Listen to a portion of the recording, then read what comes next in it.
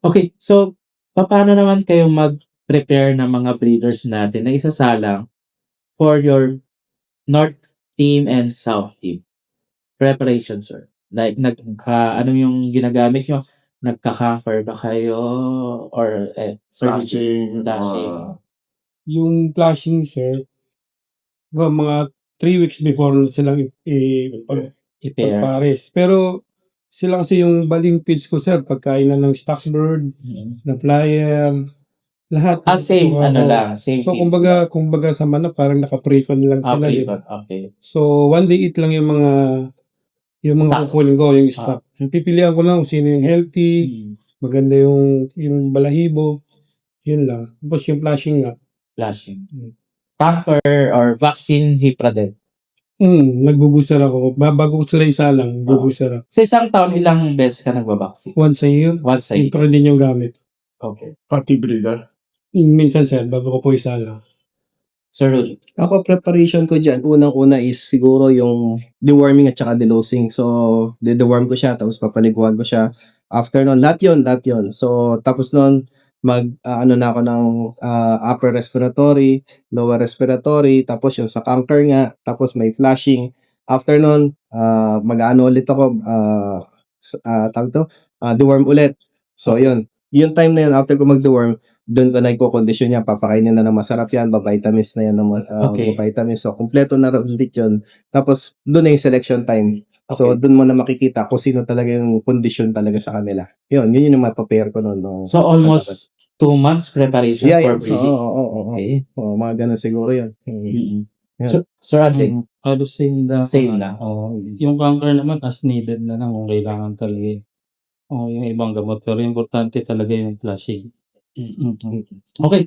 Maselan ba kayo, sir, pagdating sa ibon? With regards sa pagpili ng mga ipi-pair ninyo? Or sa mga inakay, maselan po ba kayo na kapag nakita yung bansot, kal na? Or iso-survive nyo pa ba dahil nakasising na siya? Sir Eugene. Sa akin, sir, hindi naman po. Kasi kung sa ibon ko, yung bloodline ko, kilala ko na sila eh. Kumbaga pag inakay pa sila, kala mo bansot. Kasi maliliit nga yung Okay. lahi nila. Yun lang. Pagka nakita mo naman na siguro mga 25 days, marunong nang tumuka yun. Tapos healthy yung ganito nila. So, okay na sa akin yan. Lalo na yung tubo ng mga feather nila. Dapat, Kahit maliit lang.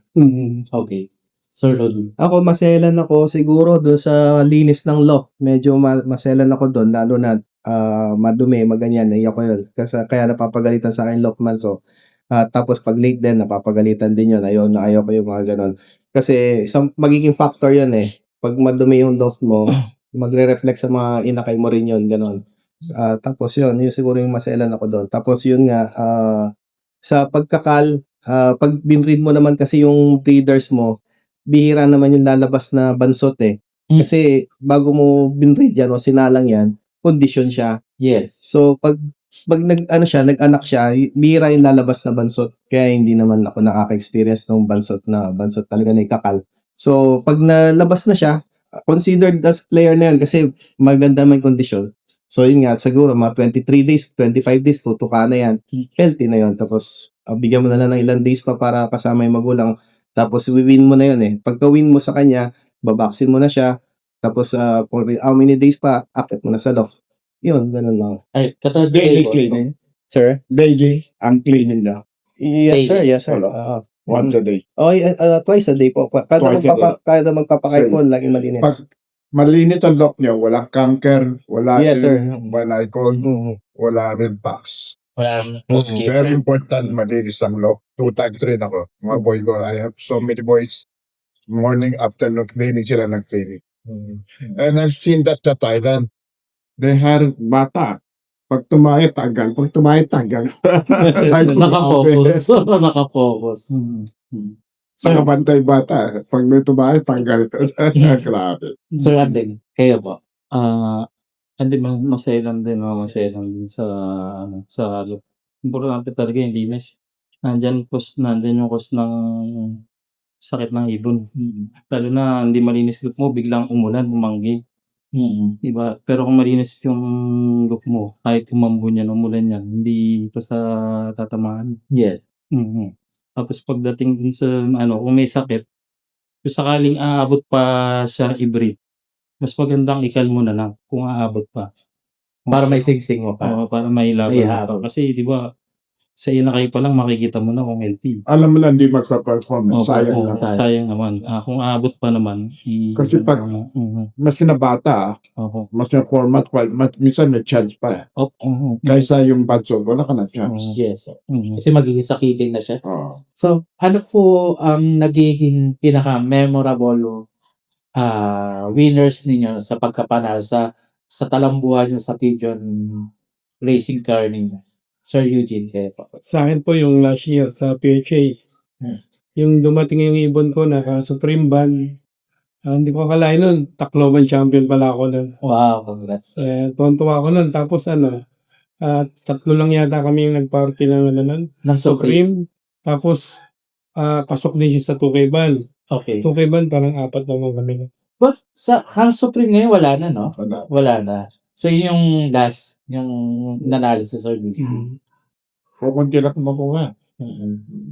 Mahal kasi mahal po nung Kaya Sir Rudy, Siguro sa akin yung last ko rin na South Race yung 2 years ago.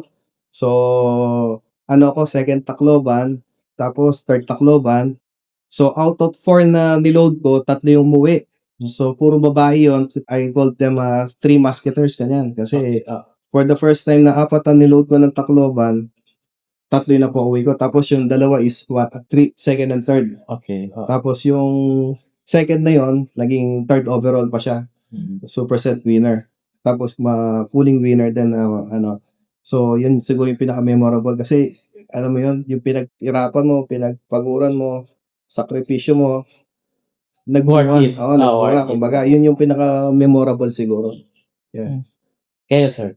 Sa akin wala pa kasi Di yung first year ko pa lang. FPR, di ba? Overall champion kayo. FPR, pero sa Pwede PHA, na yun. Oo. yun na. Kasi, ang dami mo rin kalaban sa FPR. Ikaw 2,000 eh. Di ba? Kahit, kumbaga parang sila yung mga sumusunod sa PHA, sa dami din ng ibon eh. Actually, sa mga clubs naman talaga, masarap din naman talaga manalo. Kasi ang dami rin kalaban.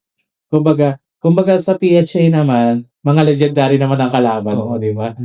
Kumbaga, mas fulfillment. Yung North ko naman last year na number 14 overall. Not Sayang, bad, hindi kahit umuwi. pa ano. Hindi not umuwi. bad, Kung kahit umuwi pa. sana, mga papasok ng 2 or 3 yan. Tapos yun na, yung sa BBC rin, sayang. Kasi 3 live ko rin. Kung umuwi yun, sigurado number 1 overall yun. Ayos sa Kasi hindi dumating ng 10.